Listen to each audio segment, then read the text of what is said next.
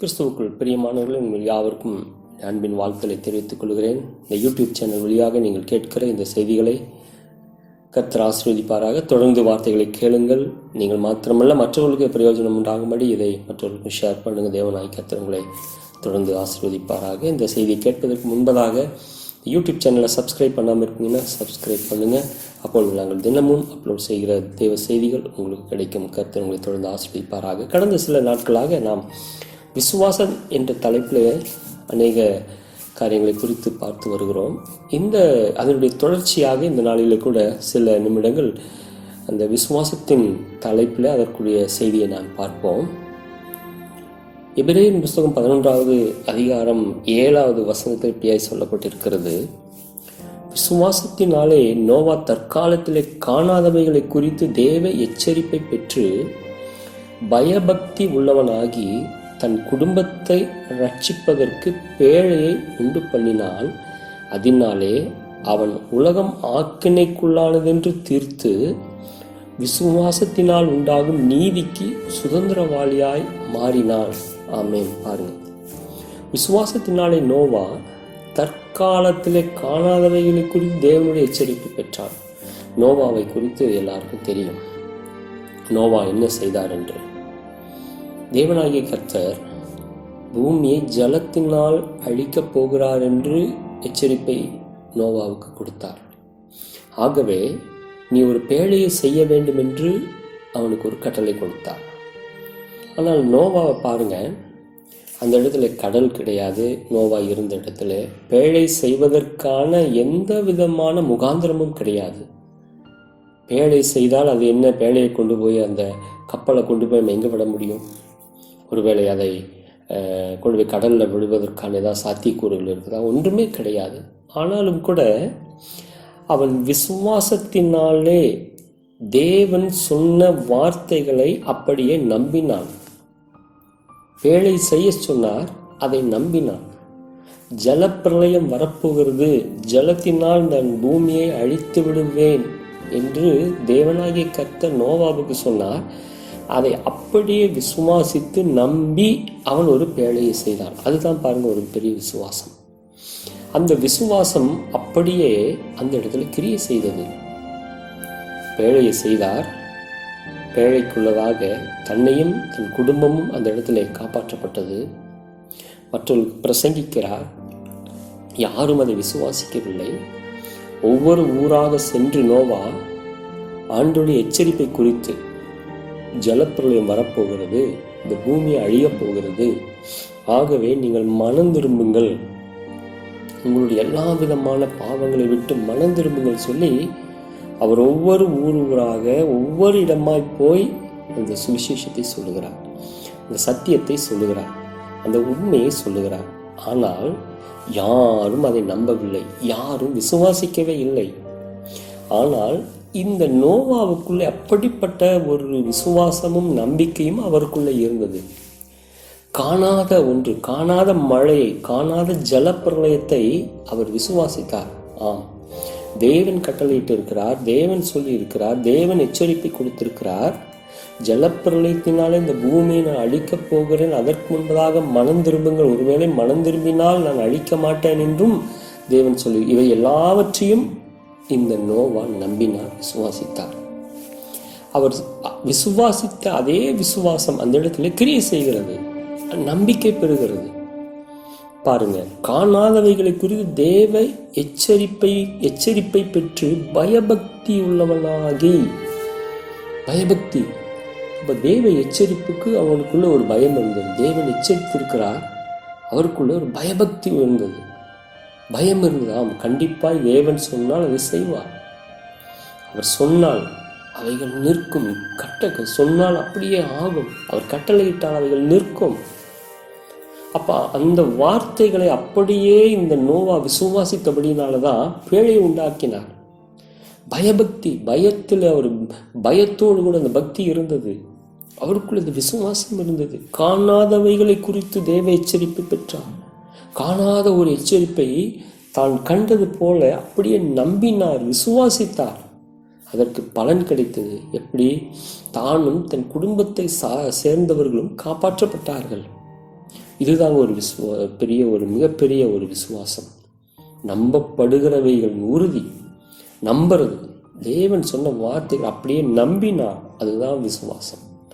இதை கேட்டுக்கொண்டிருக்கிற அருமையான தெய்வ ஜனமே, நீங்கள் நோவா எப்படி அவருடைய எச்சரிப்பை பெற்று எச்சரிப்பை ஏற்றுக்கொண்டு அந்த எச்சரிப்பின் மூலமாக அவன் விசுவாசித்தானோ, எப்படி அந்த எச்சரிப்பு உண்மையாக நடக்கும் என்று அவர் விசுவாசித்தார் அந்த நோவா, அதே போல தேவன் நமக்கு ஒரு எச்சரிப்பை கொடுக்கும்போது அதை நம்ப வேண்டும், அதை விசுவாசிக்க வேண்டும். ஜலப்பிரளயத்தினால், மழையினால், வெள்ளத்தினால் இந்த பூமியை நான் அழிப்பேன் என்று சொன்ன வார்த்தைகளை நம்பி தன்னுடைய குடும்பத்தை அவன் காப்பாற்றினான். குடும்பத்தார் அதை நம்பினார்கள். நோவாவின் மூலமாக நோவா விசுவாசித்த அந்த விசுவாசம் அந்த குடும்பத்துக்கும் என்ன கிடைத்தது?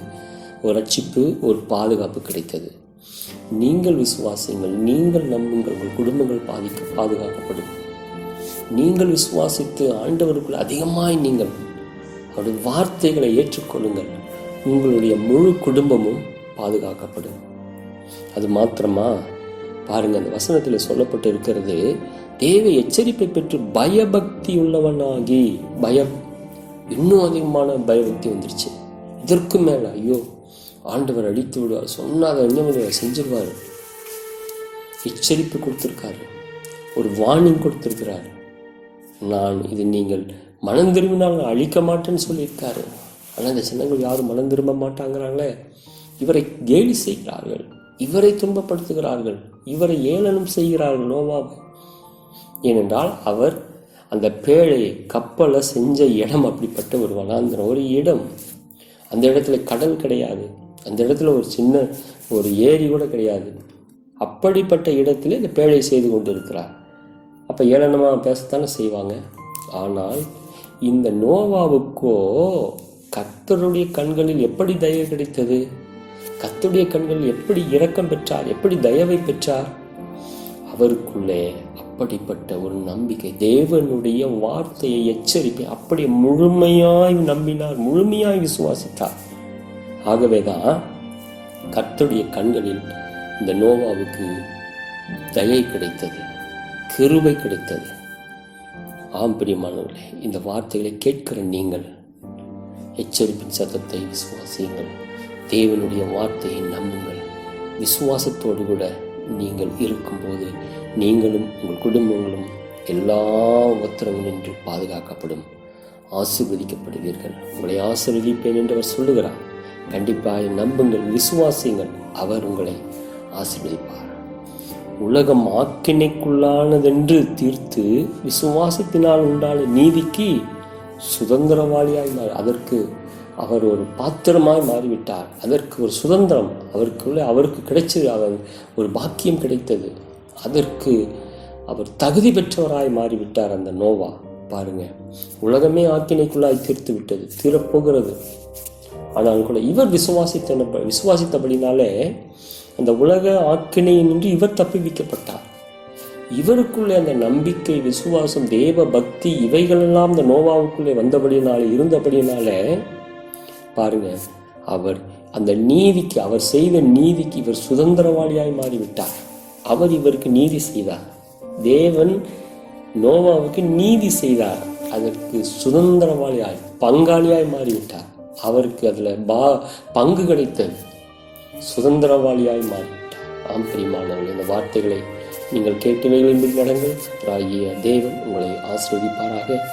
நீங்களும் இந்த நோவாவை போல விசுவாசியுங்கள், நம்புங்கள். அவர் இல்லாத இடத்துல உருவாக்குகிறவர். வெறும் கல்லுன்னு அதில் கூட தண்ணீர்கள் புறப்பட்டு வரும். வனாந்திரமலை எப்படிப்பட்ட வாழ்க்கையாக இருந்தாலும் சரி, அவர் உங்களை ஆசீர்வதிக்க சித்தமுள்ளவராயிருக்கார். எந்த சூழ்நிலையாக இருந்தாலும் சரி, முடியவே முடியாது என்று நம்புகிறீர்களா? அது அவரை நம்புங்கள், அவரை விசுவாசியுடைய வார்த்தையை நம்புங்கள், விசுவாசியுங்கள். அவர் உங்களை ஆசீர்வதிப்பார். ஜெபிப்போம். அன்பின் நல்ல பிதாவே, நல்ல வார்த்தைகளுக்காக ஜெபிக்கிறோம். இந்த நோவாவின் இதே விசுவாசம், இதே நம்பிக்கை, இதே பயபக்தி உங்களுடைய பிள்ளைகளுக்குள்ளாக இருக்கட்டும். ஆண்டவரே, தாங்களும் தங்களுடைய குடும்பங்களும் அவர்களுடைய விசுவாசத்தின் மூலமாய் காப்பாற்றப்பட கர்த்தர் கிருபை செய்வீராக. இந்த வார்த்தைகள் கேட்கிற பிள்ளைகள் ஒவ்வொருவருக்காக ஜெபிக்கிறோம். வியாதியாக இருக்க, துன்பத்தில் இருக்கிற ஆண்டவரே, பிரச்சனைகளில் இருக்கிற, பாடுகளில் இருக்கிற, ஆண்டவரே, வேதனையில் இருக்கிற, ஆண்டவரே, ஹாஸ்பிட்டல் அட்மிட் ஆகிருக்கிற ஒவ்வொருவருக்காய் நாங்கள் ஜெபிக்கிறோம். சுகப்படுத்தும், பலப்படுத்தும், உடைய வார்த்தையை அனுப்பி குணப்படுத்துவீராக, சுகப்படுத்துவீராக. உடைய பலவீனத்தில் தேவனுடைய பலன் பூர்ணமாய் விளங்குவதாக. இந்த வார்த்தைகளை கேட்டுக்கொண்டிருக்கிற பொழுதே உங்கள் சரீரத்தில் எல்லா வியாதிகளும் மறைவதாக, பலவீனங்கள் மறைவதாக.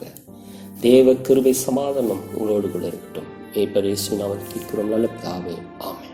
தொடர்ந்து சத்தியத்தை கேளுங்கள், தொடர்ந்து ஊழியங்களுக்கு உதவி செய்யுங்கள், ஊழியங்களை தாங்குங்கள். அது மாத்திரமில்லை, யூடியூப் சேனலை சப்ஸ்கிரைப் பண்ணுங்கள், லைக் பண்ணுங்கள், ஷேர் பண்ணுங்கள், கமெண்ட் பண்ணுங்கள். தேவனாய் கர்த்தர் உங்களை தொடர்ந்து ஆசீர்வதிப்பாராக. நோவாவின் விசுவாசம், நோவாவின் பயபக்தி, நோவாவின் நம்பிக்கை உங்களுக்குள்ளாயிருக்கட்டும். நீங்களும் உங்கள் குடும்பங்களும் உங்களுடைய எல்லாம் ஆசீர்வதிக்கப்பட்டிருப்பதாக. ஆமென், ஆமென், ஆமென்.